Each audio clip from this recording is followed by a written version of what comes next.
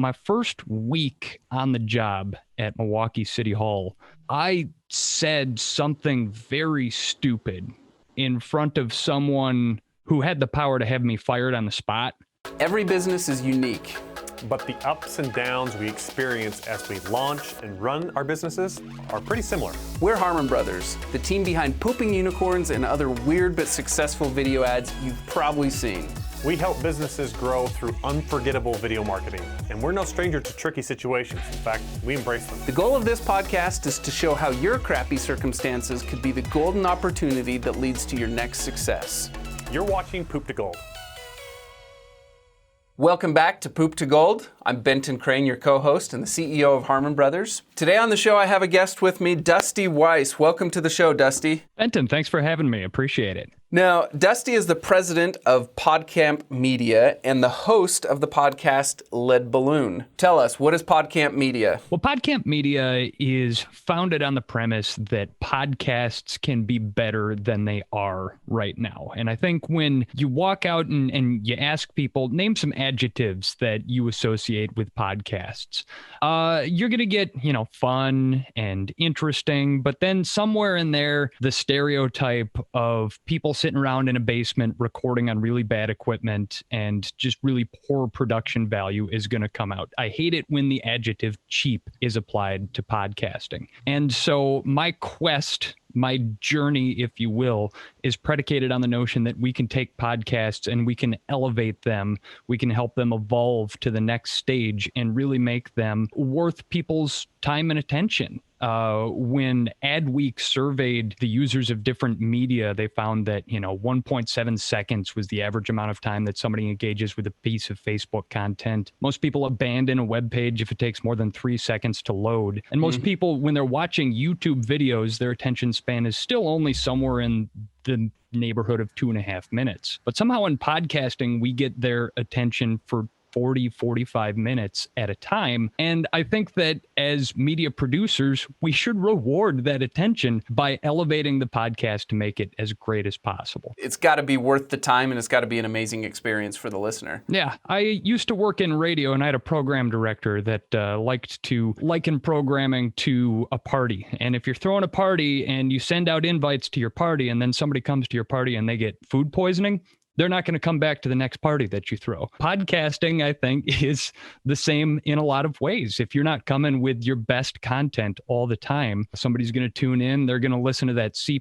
show that you did, and they're going to be like, I'm probably not going to come back. So again, I come from a traditional radio background, but then I pivoted into public relations and marketing, started producing a podcast in-house for one of the world's largest trade associations when I was on staff there. It went over really well and people started ringing my phone asking me, well, how do I produce a podcast for my brand and make it sound professional? And that's where me, who never had an entrepreneurial bone in my body, the wheels started turning and I thought, you know what, maybe there's a business opportunity here. And so I've built the agency up, kind of bootstrapped it over our first year and a half here. And I'm pleased to report that not only have I built up a decent portfolio of clients, but I just hired my first full-time employee, which is something that I'm really excited about because sitting down in the basement by myself and talking into a computer was getting old.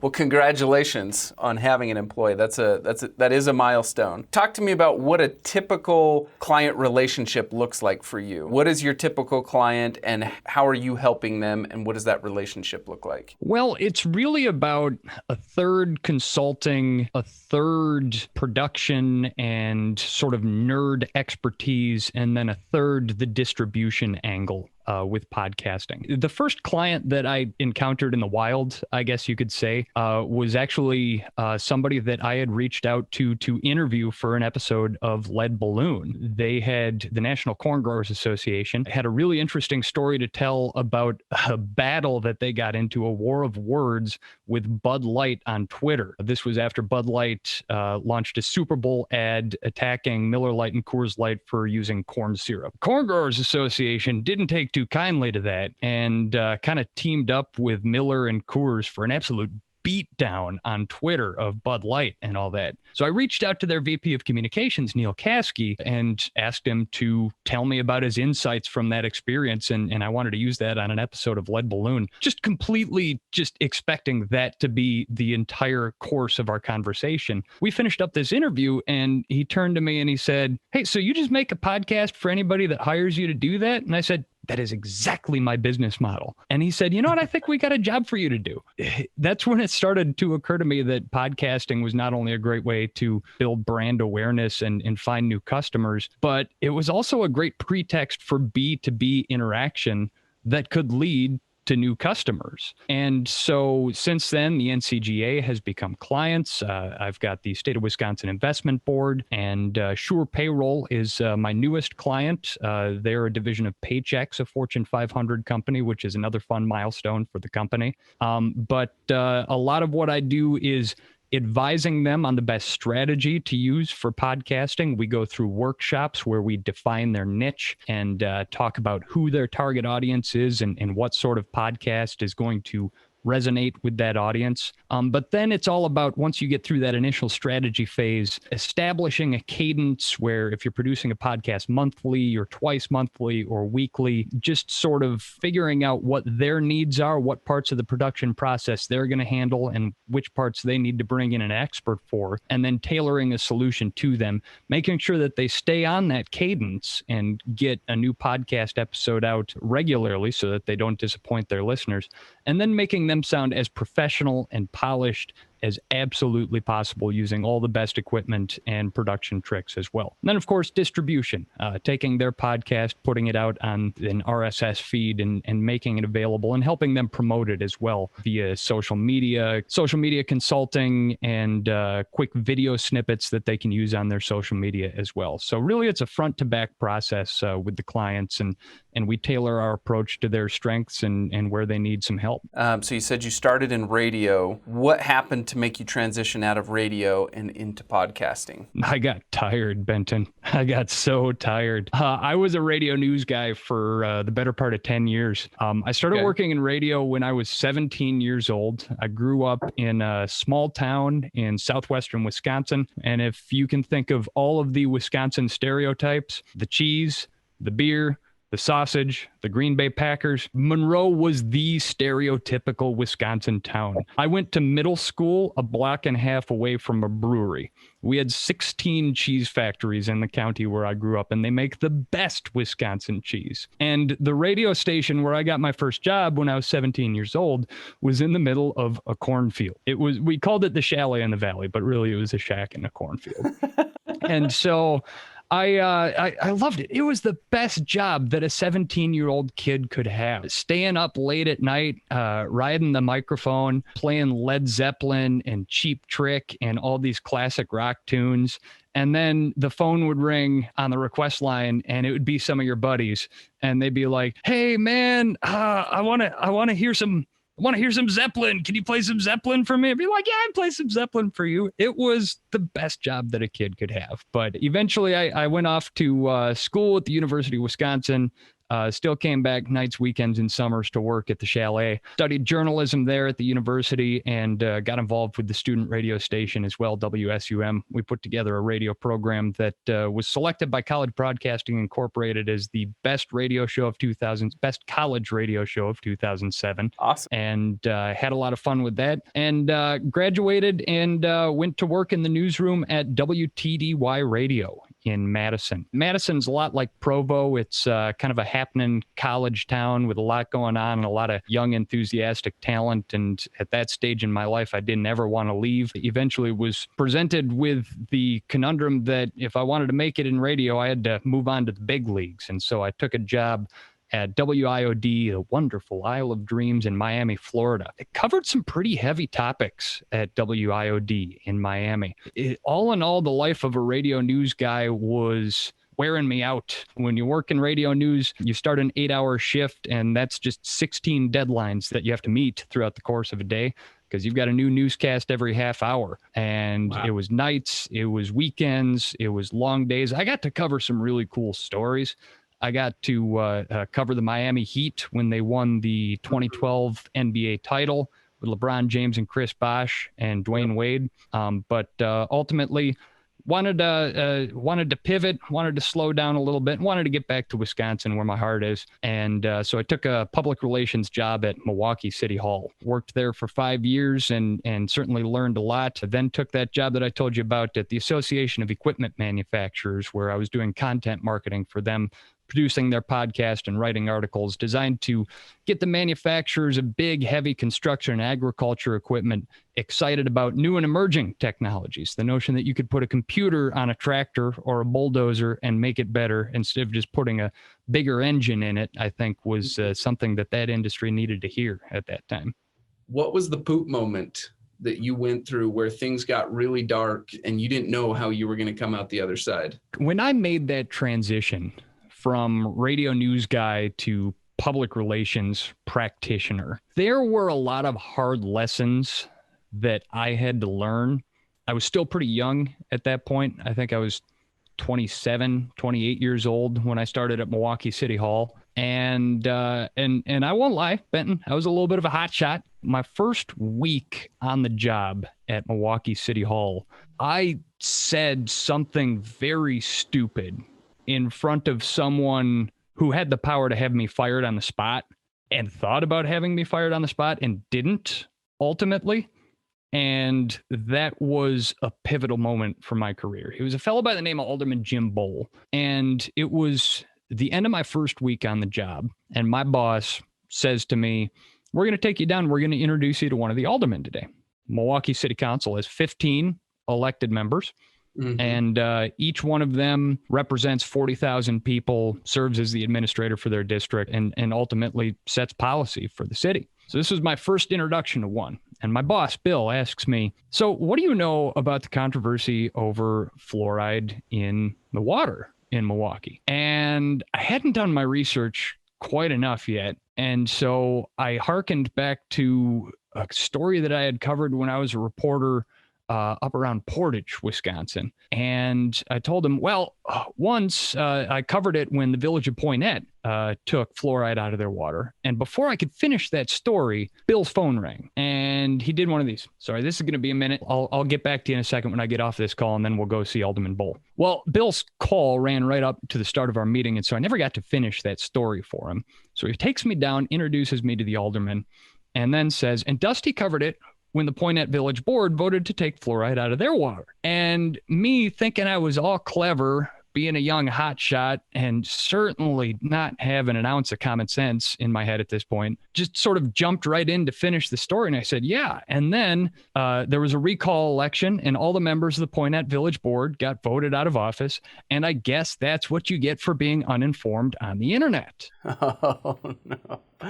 And I sat there just wallowing in what I thought was a pretty funny joke. And this guy across the desk from me, his face gets redder and redder. And then he starts shouting at me. And that's when I realized that Alderman Jim Bowl was the guy who had authored legislation to take fluoride out of Milwaukee's water. Bill grabbed me by the arm and dragged me out of that room. And what happened over the next 24 hours, I think, really determined my fate. I was very sincerely apologetic. I wrote a letter of apology at the urging of Bill, and there were discussions that were had in back rooms during which my immediate dismissal was considered and ultimately decided against, and I'm grateful for it.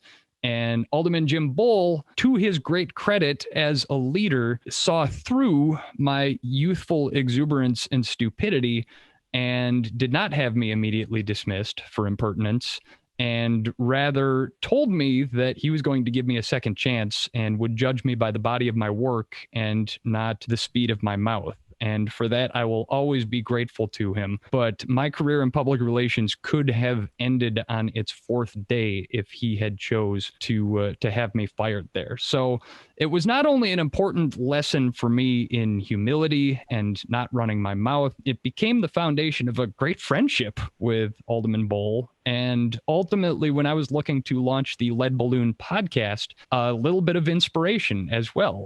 One of my earliest episodes is me sitting down with Alderman Bull and talking about me sitting down with Alderman Bull and talking about that moment for the first time in the 7 years since it had happened, which was kind of an uncomfortable conversation, but ultimately also, I think, hilarious at my expense, and is really the driving force and motivation behind Lead Balloon, is public relations and marketing practitioners revisiting really uncomfortable moments from their careers and parsing the lessons that were learned. What an amazing act of mercy on his part. I always appreciate, seeing those second chances that people are given, because I believe so much in humanity and the goodness of people, but I'm not naive to the fact that even though I believe deeply in humanity, I also understand that we're all humans and we're all flawed and weak in so many ways. And so with that comes lots and lots of mistakes. And so we all need those second chances. And those are such amazing learning and growing experiences.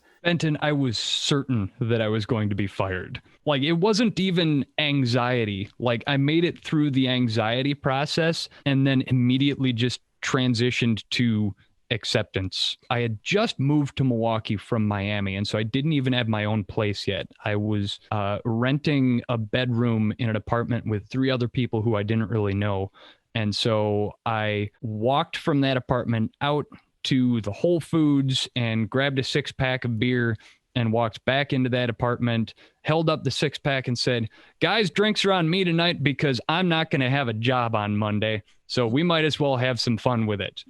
And it was just acceptance, sort of, that, you know what, I completely stepped in it. And so whatever happens to me is my fault and it's out of my hands. And I just have to own it. Yeah. I think that's something that's ingrained in our culture here in the Midwest, same as it is out in the mountains by you guys in Provo, where we're taught from a very young age to be accountable for our mistakes, and that making excuses or passing the buck is not enough to get by. When you mess up, you take full accountability and you do everything in your power to make it right. And maybe by the grace of that, you're entitled to a little bit of forgiveness, but only if you own it. Yeah, what an amazing principle to live your life by. A lot of the entrepreneurs that listen to this podcast are going through their own poop moments right now. 2020 has turned a lot of businesses upside down. What one piece of advice would you give to people who are going through their own personal poop moment? I had a really amazing conversation earlier this year with a fella by the name of Joe Polizzi.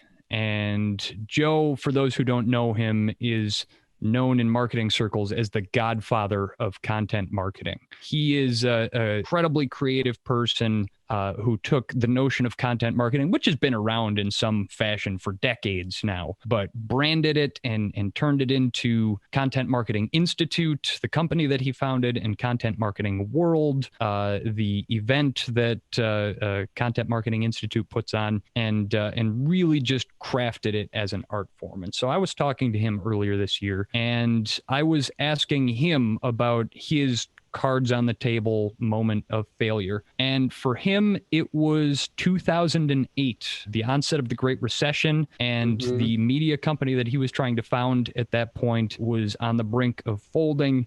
And so he sat down and he took stock of what he could do well, and what he could do different from anybody else. And instead of giving up, he pivoted into it. And I think that there's a lot of wisdom and a lot of courage in taking that approach to moments of crisis, where when you're confronted with a building that is on fire, and a lot of people's buildings are on fire right now, knowing that you've only got 30 seconds to run in and grab what you can and run out and save that one thing, what can you save? I think that moments of crises can also be moments of great reinvention. I would urge people to keep their chin up and run into that room and look for what you can save and what you can do better than anybody else, and then pivot hard into that, because there is no crisis so great that it can't be overcome with a little bit of soul searching and a little bit of grit and determination. I was really, really, really worried at the beginning of COVID, not just for the personal safety of my friends and family and the people that I love, but also being someone who was less than a year into his own journey as an entrepreneur. I had potential revenue streams that I knew were going to dry up. And so I sort of battened down the hatches and pivoted into what I knew that I could do best, which is providing a virtual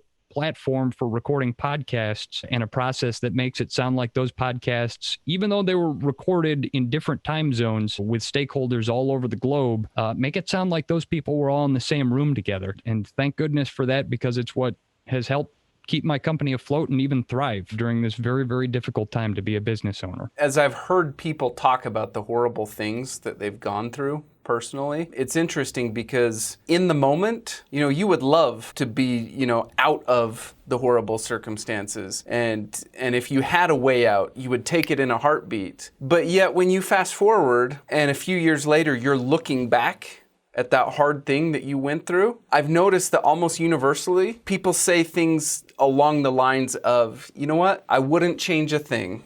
It made me who I am. When we're in the middle of that circumstance, that poop moment, whatever it is, sometimes it's helpful to just remind ourselves that someday I'm going to look back at this and I'm going to be glad I went through it. I'm going to be appreciative of the fact that this happened to me. It's hard right now, but it's going to be for the best in the long run. So I love it. Thank you for sharing your experience with us, Dusty. That's what we Midwesterners, we like to call character building, which, as my old man would say, it's just another word for doing stuff that you don't want to have to do. Where can our listeners stay in touch with you? They can check us out at podcampmedia.com. You can also search up Lead Balloon on iTunes or Google or whatever your favorite podcasting app is. To check out Lead Balloon, which is a storytelling podcast that's like This American Life, but for marketing and public relations people. Once again, Dusty, thank you for coming on the show. Such a pleasure to get to know you. Thank you for sharing your wisdom with our listeners. Wisdom might be a stretch, but thank you for the opportunity, Benton. It's been a lot of fun, and thanks for your appearance on Lead Balloon as well. It's a great story. For our listeners, make sure to like, share, and subscribe. We'll see you on the next one. At Harmon Brothers, we're known for what we call our hero campaigns. These are big nationwide campaigns for brands like Squatty Potty, Poopery, Purple Mattresses, Lumi Deodorant, and many others. What makes these campaigns special is that they've helped scale those businesses by tens of millions of dollars each. Now, companies reach out to us on a regular basis wanting a hero campaign. They want that type of growth, they want that type of branding, and they want that type of awareness. But the simple reality is, most businesses and entrepreneurs aren't yet quite ready for that level of growth. So we've built what we call a hero incubator that is designed to help entrepreneurs and companies prepare for a hero campaign and to be ready for the type of growth that they're looking for. The hero incubator starts with a marketing audit. We offer these marketing audits for free, and you can apply for one at harmonbrothers.com/audit.